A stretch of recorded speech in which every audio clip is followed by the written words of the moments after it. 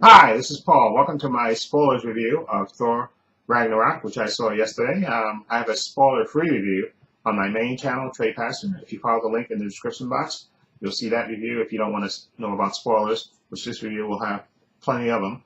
Okay, so I'm getting ready to do spoilers, so you can go ahead if you want to follow the link if you want to see what I thought of it without spoilers. So from now on, I'm going to talk with spoilers in it. Anyway, I gave the movie an 8 out of 10. I really enjoyed it a lot. It's one of the best Marvel movies. Definitely better than Dark World and definitely better than the first Thor movie. This movie has a great blend of humor, action in it, great action in it, great comedic performances by uh, the whole cast. Kate Blanchett is great as Hela. She's really good, of course, at the action scenes, and she's really good at the comedy as well because she's her character remarkably has she does have some that has a few comedic bits in her, and so especially when she's dealing with Skrog, played by Carl Urban, who he's basically taken over from Helmdell, who's basically been found, guilty of treason, but he wandered off. So he's basically guarding the Rainbow Bridge, Carl Urban's character, and he's basically bragging. There's a great bit in the beginning of the movie where he's bragging to girls, and it's just a funny bit with him bragging to girls and stuff. But anyway, the movie opens with Thor basically fighting Surtur, which you see in the trailers, big fire demon who's destined to destroy Asgard and stuff. And Thor does some great action sequences with him with the hammer and fighting and battling the demons and stuff. Actually, some of the best that you've seen use of the hammer. I've seen it all. And of course, Thor goes back to, after defeating Surtur, he goes back to Asgard where he discovers, of course, that Loki is pretending to be Odin.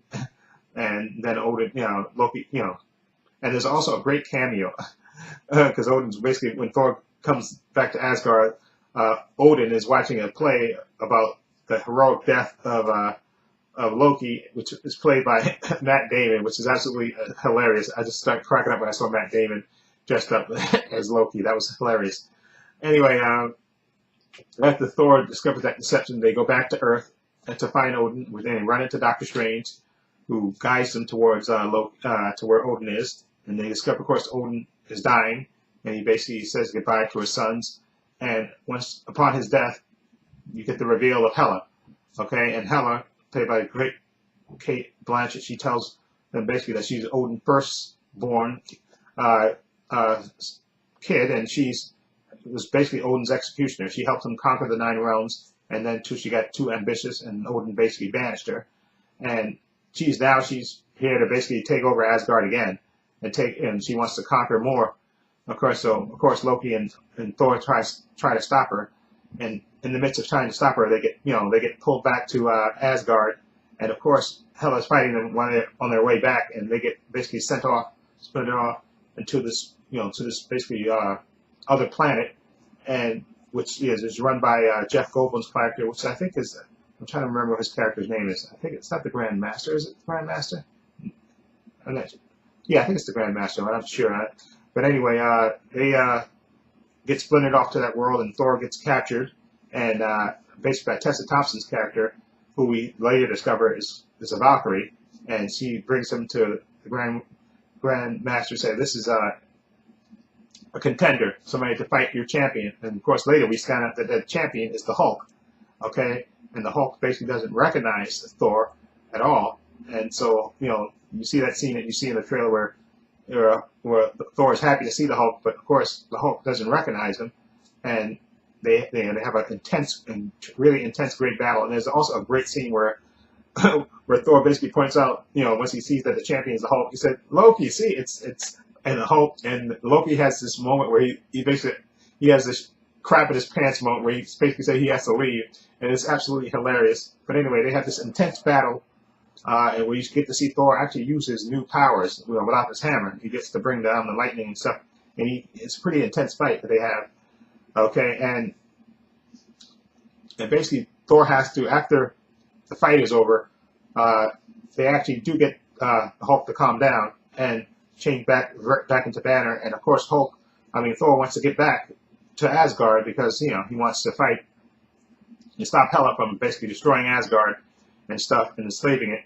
and conquering the other worlds. So he basically teams up with Valkyrie and of course with the Hulk to get off this war world to stop Hela, and that's what they do. Again, the acting is so good. All the actors do really good with the comedy, the physicality, and the comedy. Tessa Thompson is the Valkyrie. She's hilarious. I love her very first appearance, where you see her on a rantway when Thor actually gets captured by these like junkmen, and she comes to claim him, and she basically falls off the side of the ship drinking. That was absolutely hilarious. I love that. But Tessa Thompson has good screen charisma, and she's really good with the action.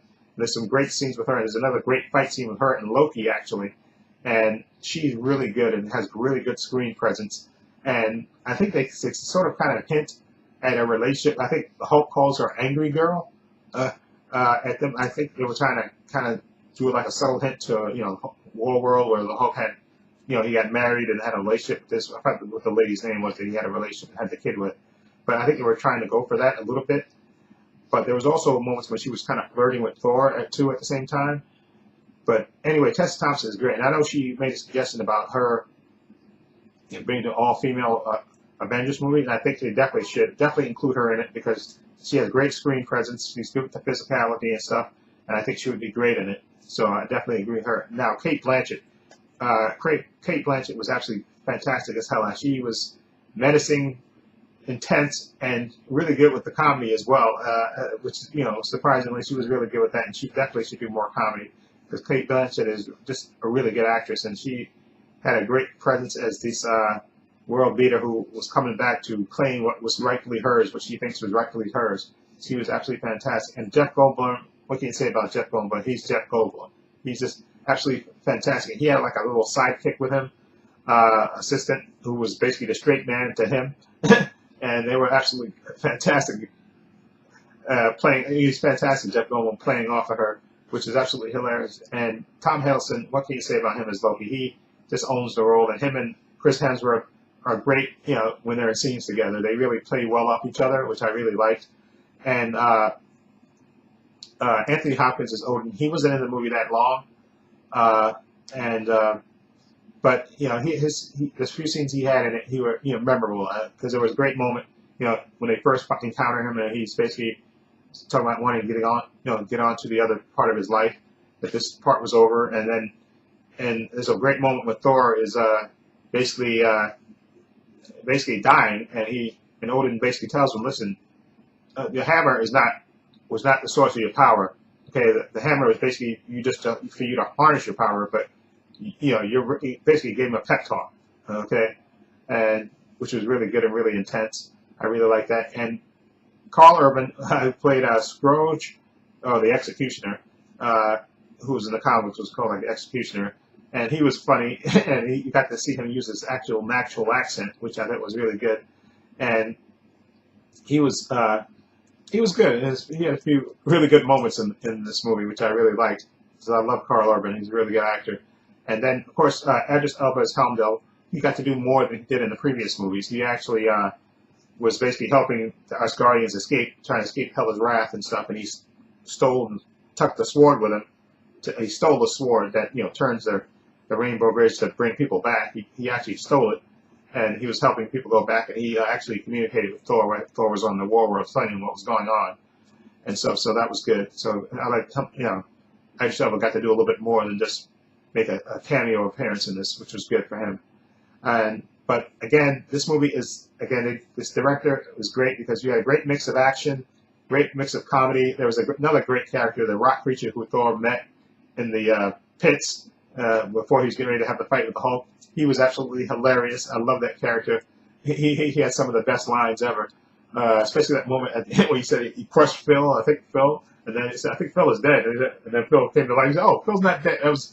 He's just fantastic. I love that character.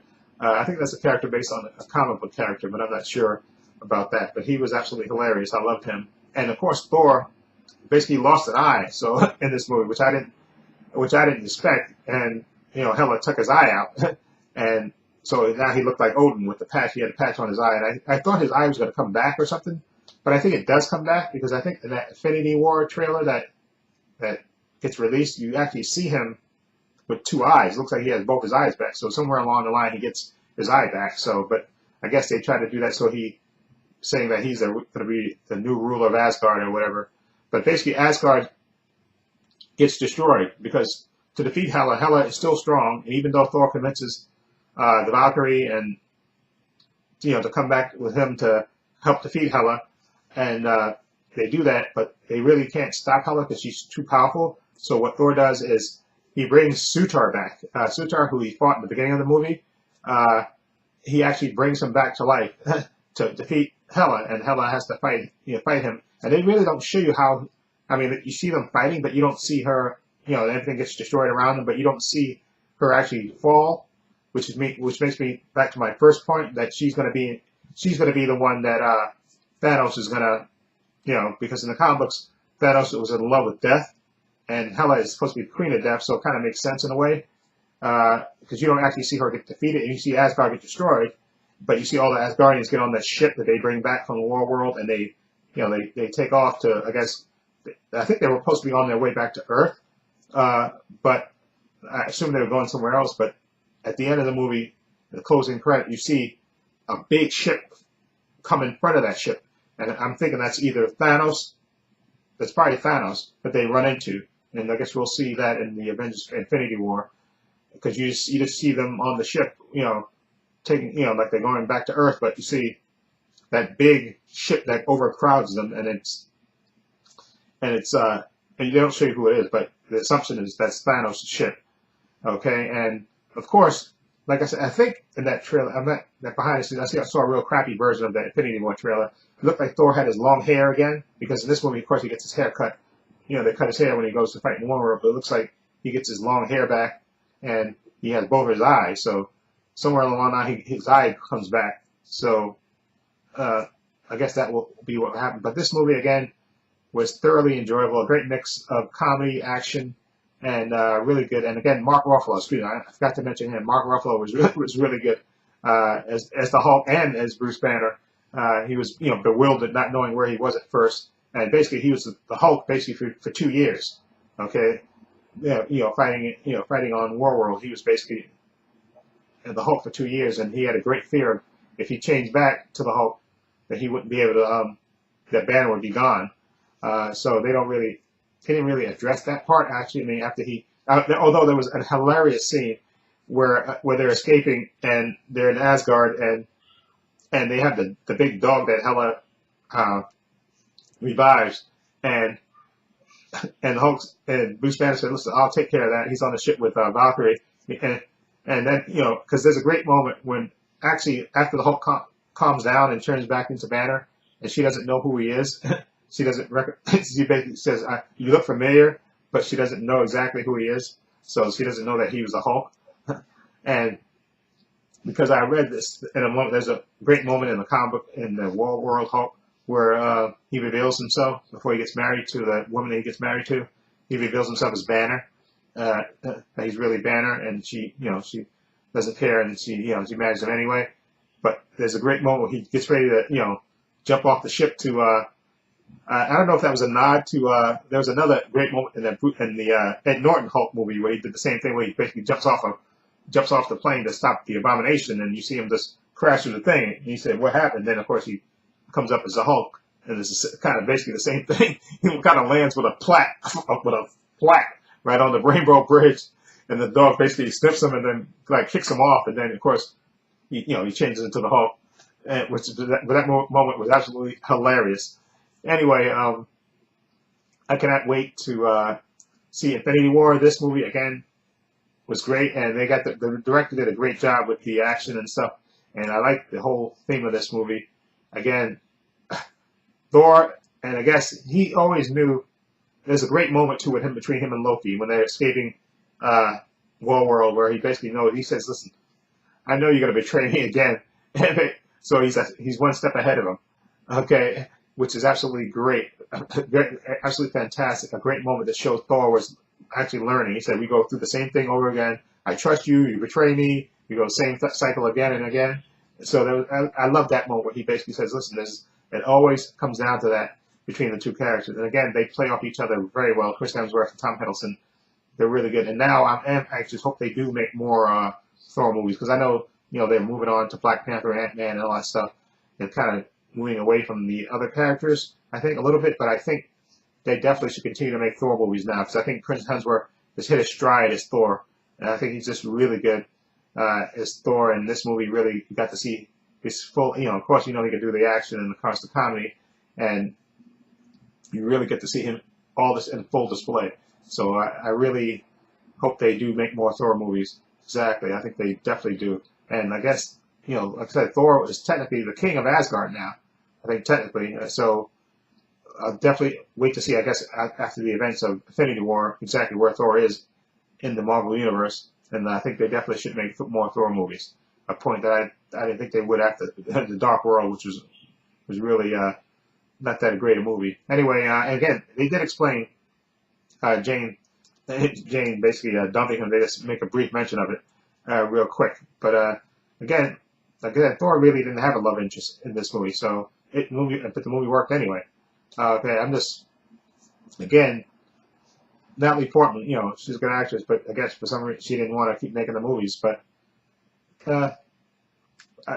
I think is a shame, because I think, especially now that Jane Foster is Lady Thor in the movies, I think that would have been in the comics. That would have been a great way to do that. The only negatives I have, like I said, they didn't show you exactly how the outcome of Hela and Surtur's fight, even though she has to survive, because she's going to be the inspiration for. And I wouldn't be surprised if she shows up with Thanos and be his inspiration like she was in the comics. But my only, again, is Lady Sif. They didn't explain at all what happened to her at all. And they didn't explain what happened to her at all. I don't think they even mentioned her. And the Warriors 3, well, Warriors 2, I think. I only saw 2 of them. The Warriors 3. I'm sorry, they did show all 3 of them, and they all 3 got killed. So, which is a shame. But they got killed within seconds. Hela killed them within seconds. So that was the end of them. But again, my only negative is, like I said, no mention of Lady Sif, which I really, maybe, like I said, Whatchcall couldn't do it because she's filming Blind Spot, the actress. But I would have loved to see her in this movie. I really am disappointed that she couldn't be in this movie, because I think she was one of the bright spots of the previous movies. And she can kick ass and do action. I would have loved to see her in this movie. That would have been great. But if she was, maybe they would have killed her and had her killed, because she'd have been on Asgard and got killed within seconds, which I think was a shame. But so maybe it's best that she wasn't in it. And again, they didn't show you how Hela died, which I thought was was really weird. Oh, well, not die, but because she's not going to die, because she has to be in Infinity War. But they didn't kind of give you that conclusion of her. And I would have liked to see Odin in the movie more. Okay, I mean, it's like basically Anthony Hopkins showed up for the paycheck for a couple of scenes, and that was it. So it was nice to see Doctor Strange, Benedict Cumberbatch for a little bit. That was nice, but again, that's my only kind of negatives. That Lady Sif wasn't in this. The Warriors 3 got killed within an instance. And also, Skrull, he actually went out a hero, actually. After actually being a coward and joining Hela for a little bit, he actually was going to sneak off, but he actually came back and helped, get the people off the ship, that the ship survives. He actually sacrificed himself, which was a good way to go out. So that was nice. But again, Anthony Hopkins wasn't in the movie enough. Odin wasn't in it enough. Lady Sif. They didn't show you how the ending kind of conclusion of Hela and Surtur's battle. You just saw Asgard basically getting destroyed and then fighting. I guess this would be my own kind of negatives, okay, for this movie. But anyway, I gave it an 8 out of 10. And I really enjoyed this movie a lot, and definitely hope they make more Thor movies, because, again, Chris Hemsworth, I think, is just hitting his stride. And I'd love to see him. I know he's going to get his hammer back. He is. And he's going to get his eye back. He's just going to see how that plays out in Avengers Infinity War. Okay, but definitely, I recommend this movie. Definitely go see it. It's totally worth seeing. Again, in terms of Marvel movies, I rank this either 4th or 5th. Okay, again, my order is Avengers, the first Avengers movie. The second one would be the Captain America Winter Soldier, which I actually love. Civil War, which is good. and maybe Guardians after that, and then maybe Thor Ragnarok. Put that maybe fifth, and then you can probably do Iron Man, the first one, like that. Then maybe the second Captain America, like that. Second Guardians, like that. Like that. Okay, Dark World would be the bottom of it for me. I just didn't care for the Dark World at all. Anyway, let me know what you think of this spoilers review of Thor Ragnarok. What do you think of it? Feel free to leave comments down below. If you like this review, please hit the subscribe button down below. I have links to my Facebook, my Twitter, and my Instagram in the description box, as well as my main channel, Faith Pastor. Please check that out as well. And this is Paul saying so long and take care.